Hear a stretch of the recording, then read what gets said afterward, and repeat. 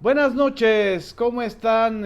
Estamos aquí saludando, iniciando transmisiones en Facebook Live este jueves 13 de diciembre. Jueves 13, después de los festejos y de las felicitaciones a todas las Lupitas y también a los varones llamados Guadalupes que, bueno, festejaron todo el día de ayer. Y pues hoy vamos a retomar la información del día, que es una información intensa, como lo han sido todas las notas políticas desde que inició el gobierno de Andrés Manuel López Obrador. Pero no sin antes mandar a saludar a nuestros amigos que nos están viendo en la revista Proceso también, en la página de Villamil Informa, y reiterarles y invitarlos a escucharnos todos los días de 1 a 2 de la tarde en el 620, la 620 de AM, la estación que llegó para quedarse, de Cadena Raza, o también a través del streaming en nuestras páginas de YouTube y de Facebook, ambas de Villamil Informa.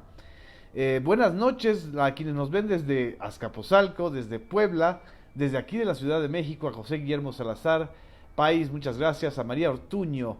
eh, Me dice que si están friolentas las gatitas, ya un poquito, porque estaba bajando la temperatura. También a Andrómeda Villafañe, a Gregorio Martínez, a Francisco Javier Silva, que nos ve desde Azcapotzalco, a Lilia Flores, muchas gracias, Lilia. Paco Suárez dice, ya empezó el maratón Guadalupe Reyes hasta el 6 de enero. Bueno, para algunos y para otros no, porque viene la parte más difícil, dura, del periodo de gobierno y de la definición del presupuesto de egresos para el próximo año, del presupuesto que va a definir pues la correlación de prioridades, de proyectos y de alianzas también, de alianzas sociales, políticas del gobierno de López Obrador para el 2019. Mañana, viernes, presentarán el presupuesto de egresos. Y en medio de esta discusión sobre el presupuesto de egresos, bueno, lo que ha sido más notorio, más escandaloso, más polémico, más mediática, ha sido la disputa entre el Poder Judicial, el Congreso y el Poder Ejecutivo. Todo esto surgió desde recordaremos brevemente para dar contexto, desde la aprobación en, a finales de, bueno, a mediados de noviembre realmente, de la Ley Federal de Remuneraciones Salariales. Se descongeló de la Cámara de Diputados una minuta que solo faltaba que se aprobara en el Pleno, que establecía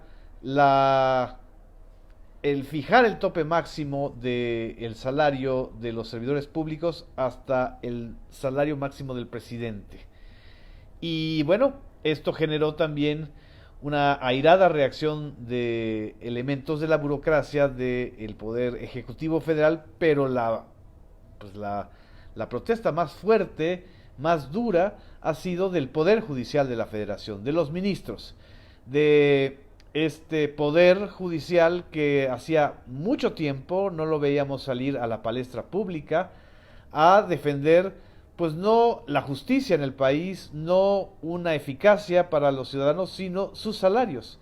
Y no son todos los elementos o integrantes del Poder Judicial quienes están saliendo a defender esto, sino un núcleo muy reducido que no llega ni al 5% de los empleados del Poder Judicial, que son los que ganan estos grandes salarios arriba de los 200,000 pesos. Y bueno, incluyendo a los ministros de la Suprema Corte de Justicia, que la propia información que ellos entregaron o proporcionaron a través de las redes indica que tienen ingresos entre 546,000 y 608,000 pesos si uno le va sumando pues todos los sobresueldos, prestaciones, bonos, privilegios a final de cuentas que reciben. Ellos impulsaron a el bloque opositor del Senado, que interpuso el 7 de diciembre pasado una acción de anticonstitucionalidad contra esa ley.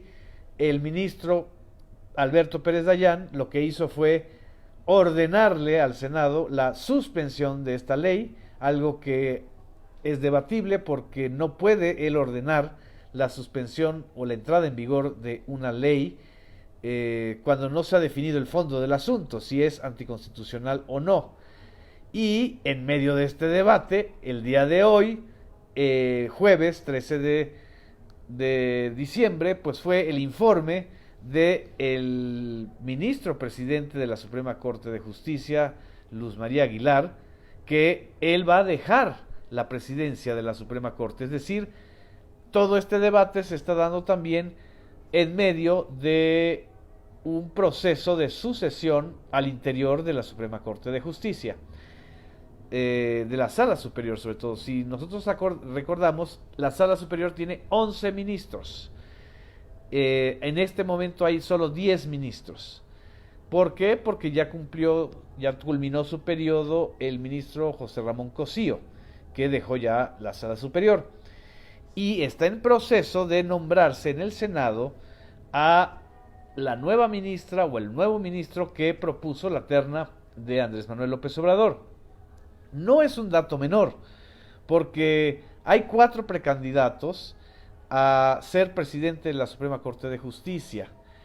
Y uno de estos candidatos es el que impulsó y ordenó la suspensión de la Ley Federal de Remuneraciones Salariales. Entonces hay un evidente conflicto de interés, pero también hay un evidente interés político. Y lo que estaba llamando la atención a muchos es si iba o no a acudir Andrés Manuel López Obrador como titular del Ejecutivo Federal al informe del presidente saliente de la Corte. Y bueno, no solamente estuvo ahí, no solamente escuchó el discurso del ministro, sino que también pasó una cosa muy curiosa. El ministro Luis María Aguilar,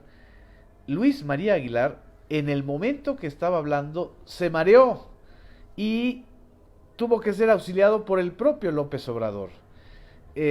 Interrumpió su discurso porque sintió un mareo, a lo mejor era el espíritu de Benito Juárez que estaba ahí rondándole, y bueno, fue sentado junto a Martí Batres, presidente del Senado, y a Porfirio Muñoz Ledo, presidente de la mesa directiva de la Cámara de Diputados.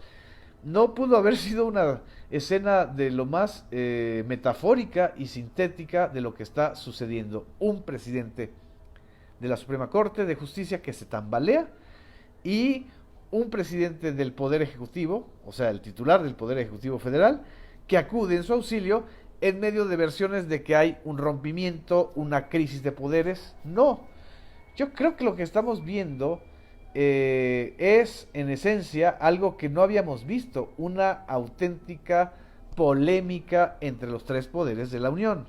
Y esta polémica es, a final de cuentas, la división de poderes. Esta polémica, a final de cuentas, es lo que pues defiende o garantiza la continuidad de una democracia. Voy a tener aquí voy a poner un fragmento del discurso de Luz María Aguilar, del ministro de la Corte, pues para que nos demos cuenta más o menos de qué se estaba pues mareando, porque a final de cuentas estaba haciendo señalamientos muy claros sobre la relación entre los 3 poderes. Vamos a escuchar, voy a poner aquí el audio cercano a esta grabación.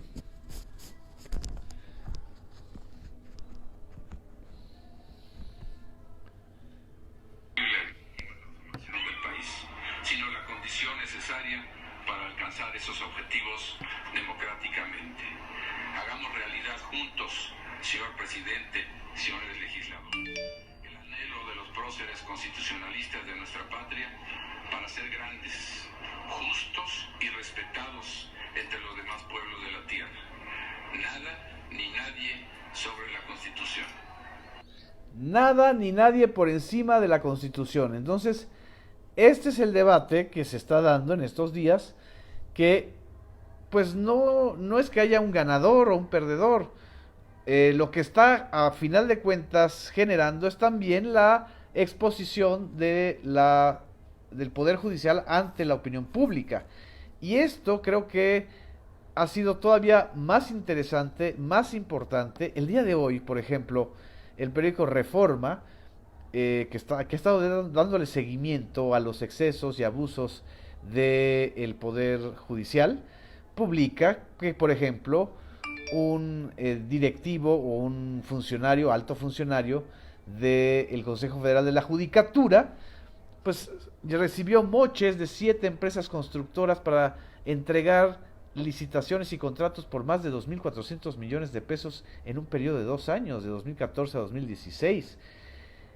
Y si eso pasa con el máximo responsable dentro del Consejo de la Judicatura, ¿qué no sucederá con otros integrantes? Hablamos el otro día de este personaje que se viralizó en las redes sociales del Lord Ministro, que aunque en realidad es Lord Magistrado, pues es el símbolo del mi rey del Poder Judicial, el símbolo del que se marea con el cargo o, lo peor, el símbolo de quien en realidad no le importa la justicia, sino ganar y obtener dinero del tráfico de la justicia.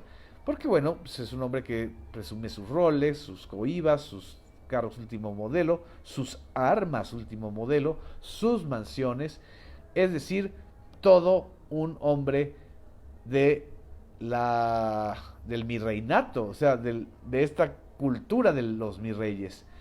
Ay, me están hablando y mandando saludos desde Chile, qué bueno, un abrazo a quienes nos estén, a quienes nos están viendo desde Chile. Aquí un abrazo también a mi colega Jesús Cervantes, a Gabriel Carrera, a Gilberto Temolsin, quienes nos están viendo. Gracias a Isia Elguera, que nos está viendo en vivo. A J. Kafkito, a Gilberto Temolsin, que están aquí. Aquí están las gatitas, lo que pasa es que están muy tranquilas, no las invoquen porque el día de ayer, por poco, pues ya vieron cómo se pasó la Anastasia y luego se alteran, pues porque no les hago caso, ¿no?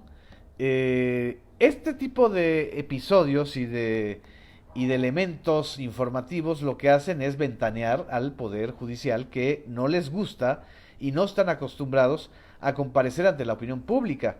También el día de hoy, por ejemplo, el portal de La Silla Rota, un portal dirigido por el ex directivo de El Universal, de Roberto Roch, empezó a publicar ya una serie de especiales que están basados en los propios informes del Poder Judicial.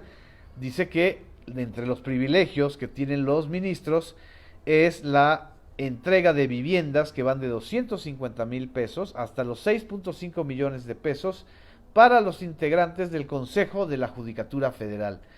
Es decir, esta casta divina de los jueces y ministros que pueden obtener sus casas con facilidades.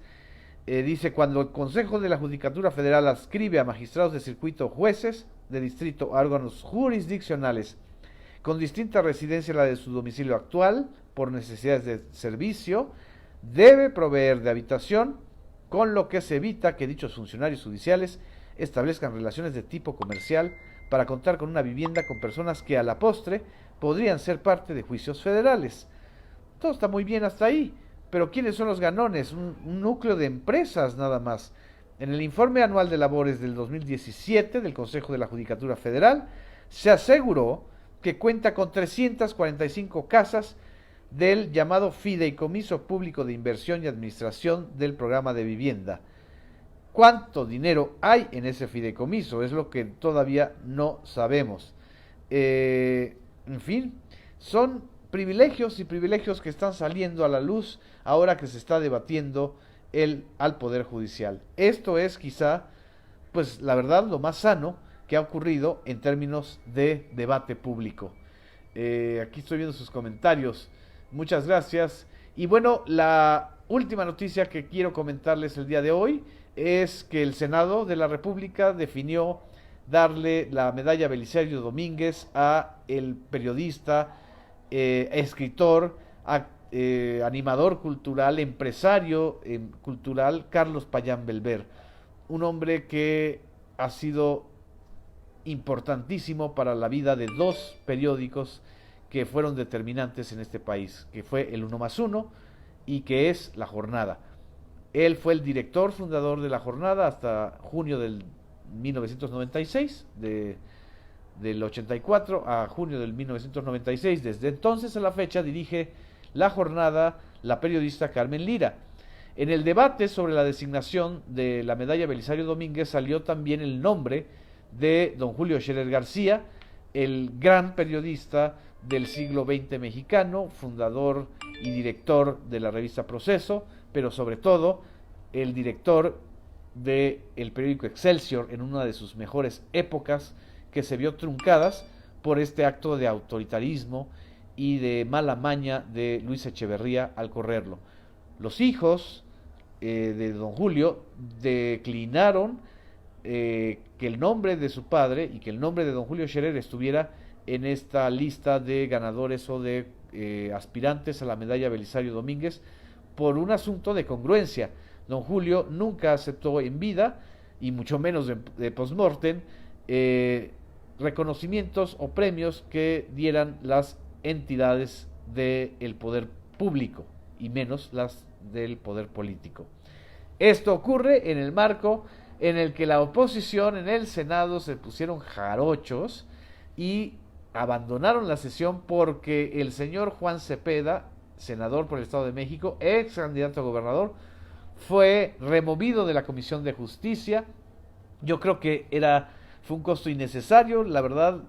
Las malas maneras para remover a un senador de oposición en una comisión de justicia pues no deben ser así, y pues les dieron toda la oportunidad a los líderes de la oposición, que antes eran los líderes de la mayoría, como es Osorio Chong del PRI, Rafael Moreno Valle del PAN, y por ahí Miguel Ángel Mancera, de manera muy escondida, pues se solidarizaron con la exclusión de Juan Cepeda, perdón. Damián Cepeda es el ex dirigente o ex coordinador de la bancada del PAN. Lo que hoy sucedió es en vísperas de que la Comisión de Justicia dictamine la terna de los candidatos enviados por López Obrador para ser primer ministro de la Suprema Corte. En fin, este es el tema que quería yo comentarles. Estoy viendo sus felicitaciones, sus saludos desde Iguala, desde varias partes del país, incluyendo a varios alumnos y alumnas. Y qué bueno que dice Silvia Quintana, bien por don Julio Scherer, que en paz descanse. Así es un acto de congruencia lo que hicieron los hijos de don Julio Scherer. Me dice 5 estrellas para el querido Genaro. Gracias. Muchas gracias. Ya no me prolongo más. Descansen, tomen café, hagan ejercicio, cenen rico. Nos vemos el día de mañana en Villamil Informa, en la radio, y en Villamil Informa en Facebook Live. Muchas gracias. Buenas noches.